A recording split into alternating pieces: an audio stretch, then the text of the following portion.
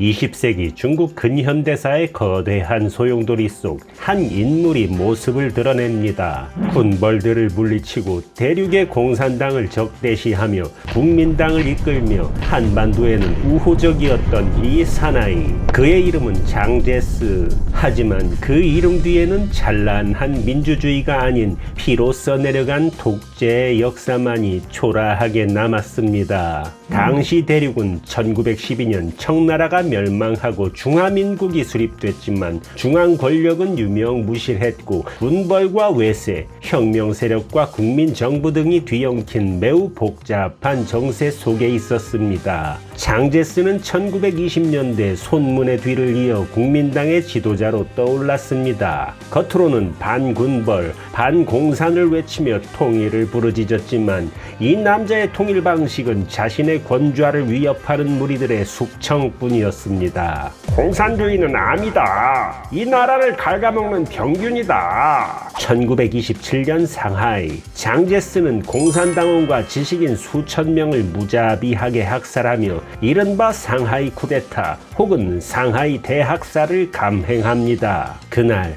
그는 공산당과의 협력이라는 명분을 단칼에 내던졌고 중국 대륙은 그 순간부터 22년간 피로 물든 내전의 지옥불 속으로 추락하게 됩니다. 중국 현대사의 피비린내나는 도화선, 그 심지에 불을 붙인 이는 다름 아닌 장제스였습니다. 물론 국공내전의 모든 책임을 그 한 사람에게만 돌릴 순 없지만 역사적 배신과 폭력의 시발점이 그로부터 비롯되었다는 사실만큼은 부인할 수 없습니다. 당시의 이 끔찍한 참극은 뉴욕타임즈에도 보고될 정도로 국제사회를 경악하게 했고 그가 저지른 대학살은 단지 한 도시의 비바람이 아닌 한 나라의 운명을 붉게 뒤틀어버린 세계적 만행으로 기록되었습니다. 그의 정권은 언론을 통제하고 비판적 지식인을 탄압했으며 지역 군벌과 타협하며 권력 유지를 최우선으로 삼았습니다. 신생활운동이라는 명분 아래 유교적 권위와 도덕을 강요했고 여성의 역할을 정숙과 복종으로 가둔 것도 그였습니다. 각 지역의 지주들과 결탁하여 가난한 농민들을 소탈, 핍박하는 것을 묵인하고 막대한 부를 뒷주머니에 챙긴 것도 빼놓으면 안 되겠죠. 1937년 중일전쟁이 발발하자 중국은 국가 존망의 기로에 섰습니다. 그러나 이 절체절명의 순간 장제스의 대응은 전략이라기보다는 사실상 방기에 가까웠습니다. 그에게 있어 진짜 전장은 일본이 아니라 중국 공산당, 즉 마오쩌둥과의 내전이었기 때문입니다. 적군보다 더 두려웠던 것은 바로 동지로 가장한 내부의 경쟁자였던 셈이죠. 마오 또한 이 틈을 놓치지는 않았습니다. 그 역시 일본군과의 직접 충돌을 피하며 전력 보존에 주력, 장기전을 명분 삼아 실속을 챙겼습니다. 결국 두 지도자는 모두 조국이 불타는 와중에도 서로를 경계하며 자신의 군대를 소중히 감쌌고 나라를 위한 전쟁보다는 권력을 위한 계산이 우선이었던 셈입니다. 장제스는 군대를 움직이기보다 쌀을 숨기는 데 더 관심이 많았습니다. 일본군이 쳐들어오면 곧바로 퇴각했고 민중은 버려졌습니다. 충칭에 틀어박혀 있던 그는 정작 최전선의 저항은 공산당 팔로군에게 맡겼습니다. 국민의 인기 따위보단 자신의 군세가 더 중요했던 장제스와 순간의 군세를 희생하더라도 민중의 인기를 얻으며 필사적으로 선동했던 마오의 전략에서 내전의 승패는 갈렸던 것 같습니다. 결국 국민들의 신뢰는 마오쩌둥에게 기울어갔지요. 1949년 국민당은 내전에 패하고 대만으로 도피합니다. 그리고 그곳에서 장제스는 다시 한번 임시정부를 선언합니다. 이제 대륙의 거대한 대마왕 중 하나는 중국 본토에 남아 국민들을 마계로 인도하게 됐고 다른 대마왕이 비좁은 대만섬의 뚜아리를 틀고 섬 사람들을 지옥으로 안내하는 시나리오가 펼쳐지게 됩니다. 대륙은 일시적으로 공산주의에 함락되었지만 우리의 정통은 이곳에 있다. 대만이야말로 진정한 자유중국이다. 하지만 그가 뒤집어 쓴 자유의 탈은 맨 얼굴로 자유를 말하는 이들에게는 허락되지 않았습니다. 그는 대만에서 즉각 계엄령을 선포하고 하고 1970년대까지 수천 명을 감시, 고문, 처형하는 백색 테러를 자행했습니다. 야당은 존재조차 금지되었고 언론은 철저히 검열당했습니다. 그의 대만은 마치 작은 감옥처럼 민주주의가 숨조차 쉴 수 없는 푸른 장막을 들이운 붉은 땅이었습니다. 그런데 이 모든 억압의 역사 속에서도 장제스가 남긴 단 하나의 긍정적 평가가 있습니다. 물론 한반도에서만, 그것도 남쪽에서만, 즉 우리 대한민국 사람들에게 한정된 긍정적 평가이지만요. 바로 대한민국에 대한 일관된 우호적 태도입니다. 한국인들이 장제스에 대해 긍정적으로 평가할 때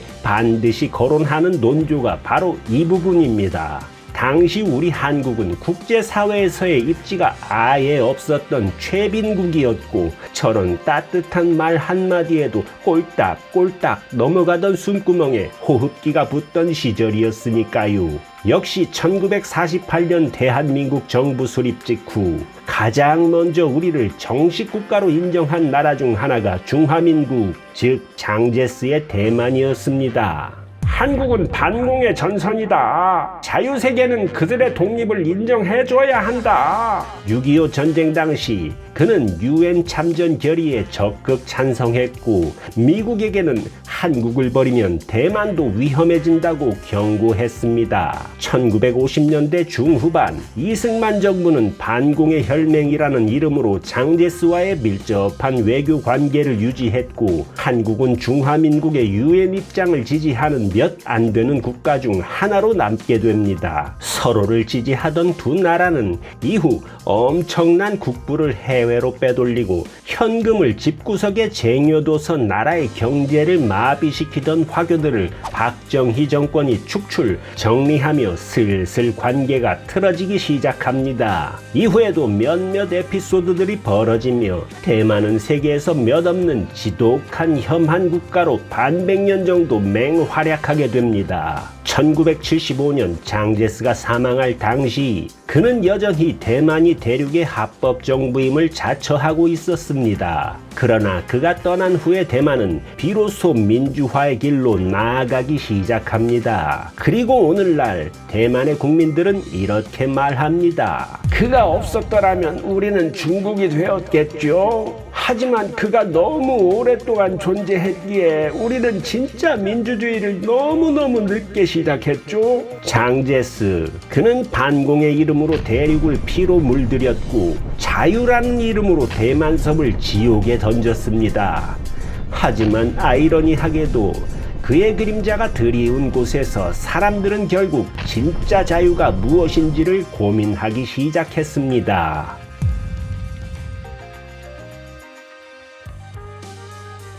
그는 신이 아니었습니다. 하지만 중국 인민들은 그를 신처럼 숭배했고 그 헛된 숭배는 수천만의 목숨을 집어삼키게 됩니다. 중국의 위대한 수령 마오쩌둥, 그는 제국주의와 봉건주의를 다도한다는 이름 아래 새로운 황제가 되었고 그의 명령 한마디에 수백만이 굶주렸고 수천만이 죽었으며 수억이 침묵했습니다. 1921년 마오는 상하이에서 공산당 창당에 참여합니다. 지식인이 아닌 교사 출신이었던 그는 무장투쟁의 필요성을 강조하며 당내 권력을 키워갑니다. 정권은 총구에서 나오는 거야. 이후 그는 장제스의 공산당 탄압을 피해 대장정을 이끌며 중국 공산당의 생존을 이끌었다고 칭송받지만 그 대장정의 대가로 수만 명이 얼어 죽고 굶어 죽었습니다. 마오는 이를 혁명의 대서사시라 불렀습니다. 마오쩌둥의 대마왕 디버프가 대륙에 적용되기 시작한 시점입니다. 그는 농민의 힘을 강조하며 도심 마르크스주의자들과 대립했고 그 갈등 끝에 자신만의 교리인 마오이즘이 만들어졌습니다. 이 사상은 곧 중국 전체를 장악할 신념 체계로 작동하게 됩니다.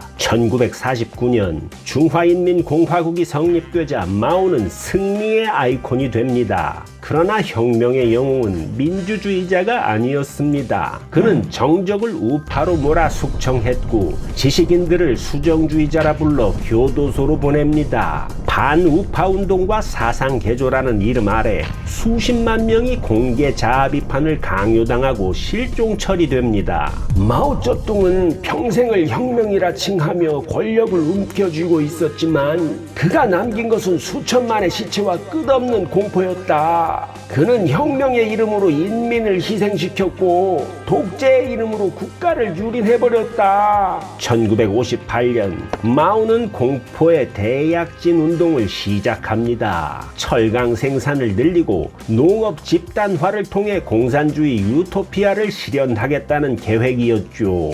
3년이면 영국을 따라잡고 10년이면 미국을 넘을 수 있어. 그러나 현실은 정반대였습니다. 철강은 질 낮은 고철 덩어리였고 농업은 공무원들의 보고 조작으로 전멸했습니다. 1959년부터 3년간 무려 3천만 명 이상이 굶어 죽었으니 더 말할 것도 없어요. 심지어 대기근 당시 마오는 외국에 쌀을 수출하며 혁명의 신뢰를 보여줘야 해. 그래야 외세에게 우리 공산당이 무시당하지 않거든. 국민들 수천만 명이 굶어 죽어도 공산당이 멋져 보이는 게 더 중요했던 그는 절대 악이었습니다. 1966년 마오는 다시 등장합니다. 국민들 수천만을 굶겨 죽이며 지탄을 받고 구석탱이에 찌그러져 있던 그는 다시 한번 잃었던 권력을 되찾기 위해 문화 대혁명이라는 대혼란을 불러옵니다. 선동이라는 강력한 저주 주문을 장착한 채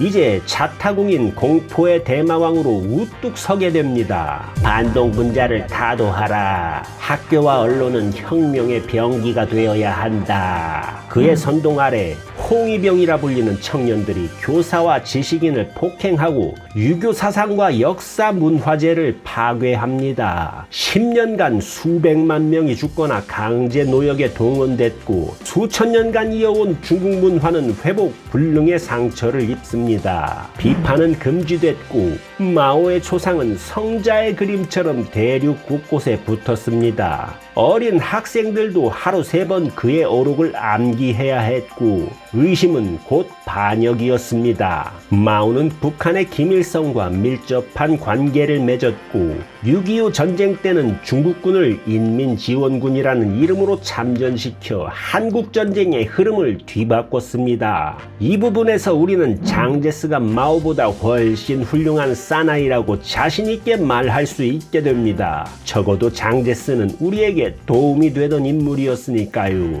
우리는 조선을 잃을 수 없다. 미국에 맞설 준비가 되어 있다. 이 결정으로 인해 중국군 18만 명이 사망했고 한반도는 영구적인 분단 상태에 놓입니다. 중국 내에서도 마오의 참전 결정을 비판하는 목소리는 있었지만 그 누구도 감히 수령에게 반기를 들 수는 없었습니다. 1976년 마오가 사망했을 때 수많은 인민들이 눈물을 흘렸습니다. 하지만 그들이 흘린 눈물이 공포와 억압이 끝났다는 안도였는지 아니면 세뇌된 충성의 눈물이었는지는 남아있는 기록들이 말해줍니다. 그의 부인 장친과 측근들은 4인방으로 지목되어 숙청되었고 순식간에 사라져버린 형식적인 후계자들은 제외한 그의 실질적인 후계자인 덩샤오핑은 이렇게 말했습니다. 마오는 7할이 공이고 3할은 과오다. 심지어 공산당의 정통 계승자 덩샤오핑마저